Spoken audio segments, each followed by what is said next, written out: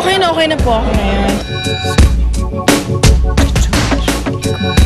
Noong Miyerkules, December 8, na-ospital ang young actress na si Queenie Padilla, anak ng ex-couple na sina Robin Padilla at Lizelle Sicangco. Nagkaroon po ako ng allergy, tapos sobrang stress po ako. Tapos nagkaroon po ako ng minor infection sa tiyan. Kasi sa una nag-chill po ako, tapos nanginginig ako. Tapos biglang may naramdaman po ako sa tiyan ko na masakit na parang ginaganon yung dito sa side ko. So sobrang stress ko po. Opo, stress and parang yung immune system ko very weak. So, tapos kumain pa ako ng bawal. So parang sumabay yung pagod. Kasabay ng balitang pagkaka-ospital ng dalaga, kumalat naman ang chismis na sanhi umano ng gamot na pampapayat ang pagkakasakit nito. Wala po akong tinitake na diet pills ngayon. Huminto na po ako kasi actually, aaminin ko pa dati. Umiinom po ako dati. Kasi nahihirapan po akong pumayat. Pero ngayon, nag-stop na po ako kasi parang nababaliw na ako. So, I decided na mag-diet in a natural way. Bagamat nasa Australia, kaagad namang nalaman ni Lizelle ang kalagayan ng anak. Actually, kausap ko po siya nung nangyari. Nung naramdaman ko po yung sakit. Tapos siya po yung nagsabi sa PA ko na dalhin na ako sa ospital. In a text message sent to StarTalk TX, sinabi ni Lizelle and we quote, "Blood test niya normal. Lahat ng test na ginawa niya normal. Kaya naman napanatag na ako, at least walang sakit ang anak ko." Hi Ma! Usap lang kita kanina lang. Okay na po ako and wag na po kayo mag-alala sa akin. And I love you so much and sobrang excited po ako na umuwi. So, yes, I love you!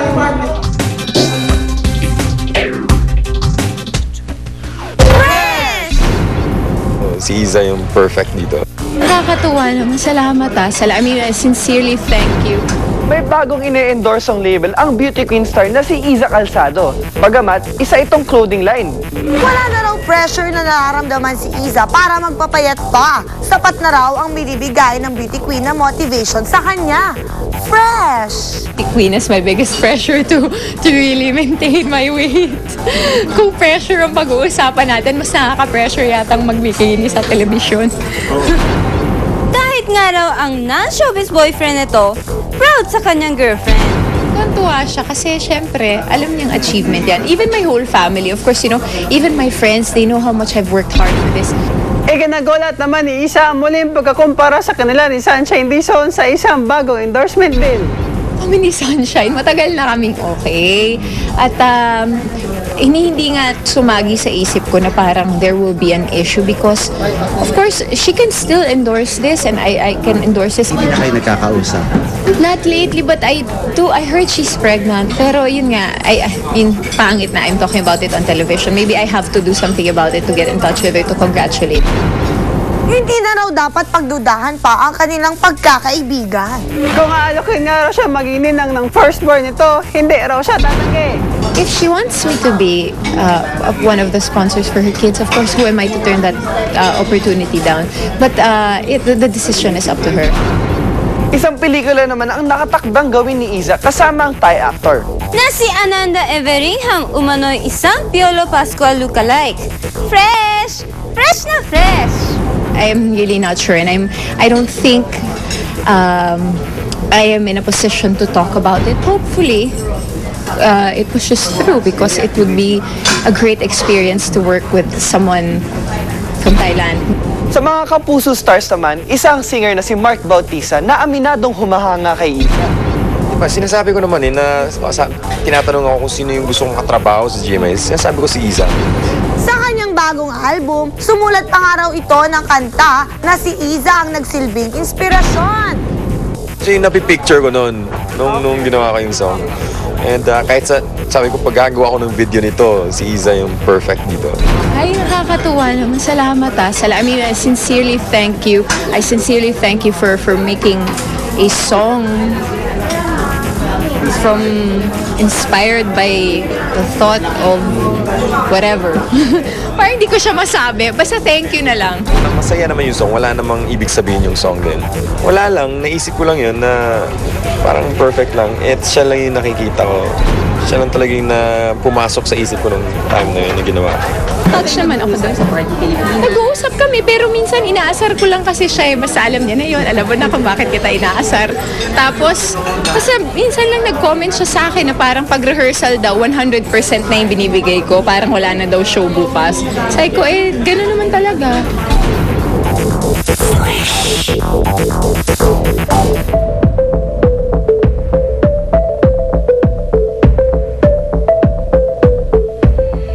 Mga kaibigan, ito po ang itapat sa apat. Hinihiling namin ang inyong pangunawa kung sakali pong magbugbugan dito ngayong gabi. Dahil mabibigat po ang mga stand at mga paninindigan ng mga magsasalita tungkol sa mga issue. Iba't ibang issue na pati ang gobyerno ay gustong pasukin. Mga kaibigan, una na po dyan ang pagpasok ni Jinky Pacquiao sa showbiz. Tinanong po namin ng bayan, pabor ba kayong pasukin ni Jinky Pacquiao ang showbiz? Mauuna pong magbigay ng kanilang mga pahayag ang mga hosts po ng Star Talk TX bago po natin malaman ang sinabi at pulso ng bayan. At una na po ang pinagpipitaganan namin, na si Lolit Solid. Aray ko. Hindi, natinga lang ako, natinga. Hindi dahil sa'yo. Tingnan mo si Ria, ng Flawless, nakatingin sa'yo. Okay, Madam Lolit, anong masasabi nyo sa pagpasok na sa showbiz ni Jinky Pacquiao? Sa inyong... Palagay ko wag na. Maganda kasing tignan na hands-on yung pag-aalaga niya doon sa mga anak niya. Di ba? Okay lang yung paminsan-minsan na interview, paminsan-minsan na isusulat, paminsan-minsan nagiging commercial model, pero yung totally pumasok sa showbiz, parang wag na. No, okay. Mr. Ricky Lo? Ako naman, tama na yung si Mami Dionisio, di ba? Kasi pag pumasok si Jinky Pacquiao, baka magkaroon ng rivalry, magkaroon ng part 2. Ang Lalo Nora papasok Honor yun doon. versus Vilma Santos, baka magkaroon ng part 2. Kaya wag na. Okay. Hindi, ako naman kasi, she doesn't really have to, but nobody can stop her. Diba? Kung gusto talaga hindi mo mabibigyan. Pero ito lang gusto kong sabihin, ano bang gusto niya pasukin? Pag-artista ba? Pag-host lang daw. Pag-host. Talk show siguro. I mean, okay, kung ang first guest niya si Krista Ranillo, why not? Uy, magandang edit. Nako, baka yun. Okay, tuloy na natin yan. Kunyari na tuloy na nga nag-host si Jinky. Sa tingin mo, may makaka-apekto to sa relasyon ni Nalamani? Siyempre, kung halimbawa, mga magiging guest niya, yung nalilink kay Manny. Pwede, Di ba? Tapos away-away niya si Manny dahil doon. Di makaka-apekto yun? Pero ratings, di ba? Ratings ka. 1-1 sa rating kay Pacquiao, kay Manny. Okay, Ricky. Ano? Alam mo, I agree. Paano ko ang guest nga niya si ano. Sino pa? Di ba? So, puro Krista lang ang binabanggit niya. Wala ba iba? Nasa ilalim yung listahan. Ito. Hindi, si Aramina, di ba? Na-link din doon kayo. Anyway, okay. before we get into the list, regaluhan yung lahat yan sa Pasko ha, sinasabi ko sa inyo. Hindi, ganito ang mangyayari. Ano yun the way it is, si Manny nga, para bang absentee father na kasi nga, di ba, kailangan nagte-training and all that. So, kailangan talaga ng ilaw ng tahanan. Kaya dapat bantayan niya yung mga anak niya. Kaya kung ako, although again, like I said, I cannot stop her, nobody can stop her. Pero sana, sa mga anak na lang siya tumutok. Dahil ang dami na nun 4 na yun, di ba? Okay, kasi minsan nag-i-enjoy yung tao sa ibang bagay. Baka doon siya mag-i-enjoy sa pag-host. Mga kaibigan, matapos yung marinig ang panig ng mga kaibigan natin, ang resulta ng ating survey sa labas to, pabor ba kayong pasukin ni Jinky Pacquiao ang showbiz? Ang nagsabi ng why not ay 26%. At ang nagsabi ng what for, ibig sabihin wag, no, ay 74%. 75 na. 75 na. Kasali ka?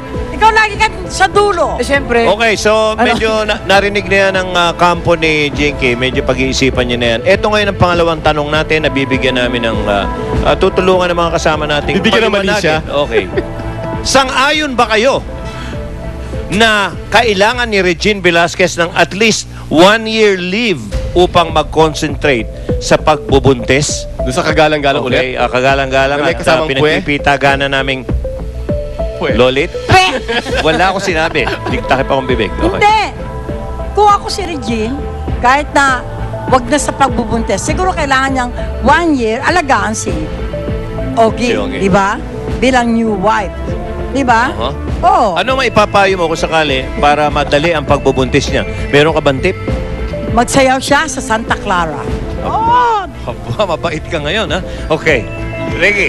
Ako naman, wag na, bakit naman 1 year, di ba? Oo, Mga 1 month, 2 months. Hindi ba kaya ni Ogie na 1 month o 2 months na magkaroon, di ba? Bakit 1 year pa? Ang tagal naman. Oo. Okay, Butch. Sa akin, si Vilma Santos gave up a top rating show dito sa GMA7. Vilma. Vilma gave it up for good for Ryan Christian. And kita mo naman, no regrets dahil lumalaki na matalino at guwapo yung bata. Okay. At mabait. Agree din ko sinabi. Oo, di Hi, ba? Ate B! O kaya nga, ano to, kung ako si Regine, 1 year, bigay niya. 1 year, okay. Hindi niya pagsisisihan yun. Ito naman, mga kaibigan, ang pangatlong issue. Meron pa? Ito na, huli na to. Sa kaswitan na ipinamalas ni na Marian Rivera at Ding Dong kanina, nung ini-interview natin dito, kayo ba'y nakakaamoy na may kasalang magaganap sa 2011? Oh, Lolit, una ka. Ako meron. May Oo. kasalan. Kasi parang Ano yung kasal na yan? Dahil may nangyari at may kailangan panagutan, may nabuntis, o mauuna yung kasal talaga?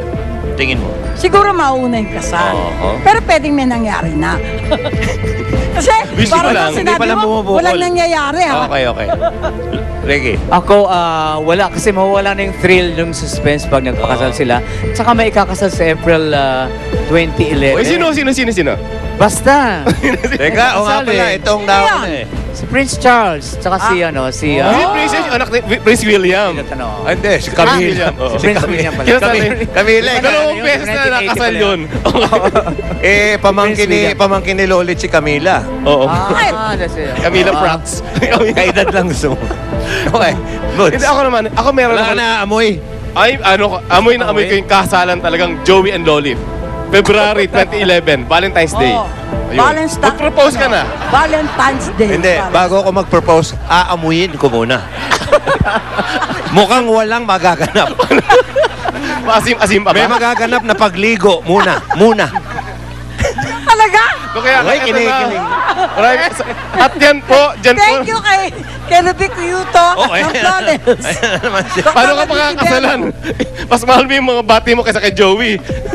Anyway, attention, graduates of MPCC, THS, huwag kang magulo, batch 80, meron kayong grand reunion sa December 18, 2010 sa ganap na alas 4 ng hapon sa Makati Palace Hotel. For details, please contact Miss Nenet Salamat Sikat kay Noel Recto Peler. at 0920-901-3386 or 0906-463-1276 tsaka sa yung grupo ni Dr. June Jacob may party kayo sa FPL hindi pa Tower tayo closing. sa January sa December 21. Mga kaibigan, kung may mga issue kayong gustong pag-usapan namin dito, ipadala nyo lang dito sa Star Talk TX at uutay-utayin namin yan.